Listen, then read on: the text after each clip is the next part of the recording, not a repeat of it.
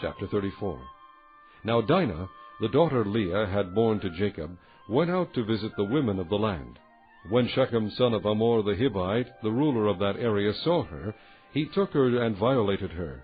His heart was drawn to Dinah, daughter of Jacob, and he loved the girl and spoke tenderly to her. And Shechem said to his father Hamor, "Get me this girl as my wife." When Jacob heard that his daughter Dinah had been defiled, his sons were in the fields with his livestock, so he kept quiet about it until they came home. Then Shechem's father Hamor went out to talk with Jacob. Now Jacob's sons had come in from the fields as soon as they heard what had happened. They were filled with grief and fury, because Shechem had done a disgraceful thing in Israel by lying with Jacob's daughter, a thing that should not be done.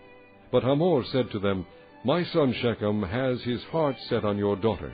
Please give her to him as his wife.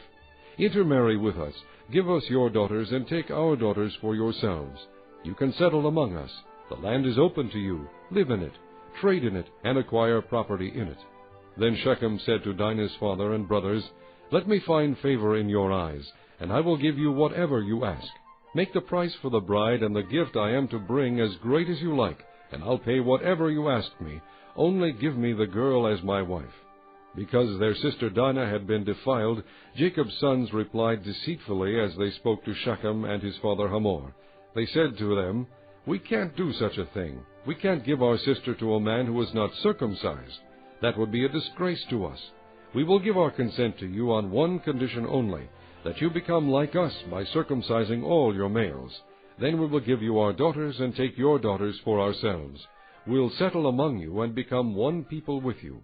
But if you will not agree to be circumcised, we'll take our sister and go." Their proposal seemed good to Hamor and his son Shechem. The young man, who was the most honored of all his father's household, lost no time in doing what they said, because he was delighted with Jacob's daughter. So Hamor and his son Shechem went to the gate of their city to speak to their fellow townsmen. "These men are friendly toward us," they said. "Let them live in our land and trade in it. The land has plenty of room for them. We can marry their daughters, and they can marry ours. But the men will consent to live with us as one people only on the condition that our males be circumcised, as they themselves are. Won't their livestock, their property, and all their other animals become ours? So let us give our consent to them, and they will settle among us." All the men who went out of the city gate agreed with Hamor and his son Shechem, and every male in the city was circumcised.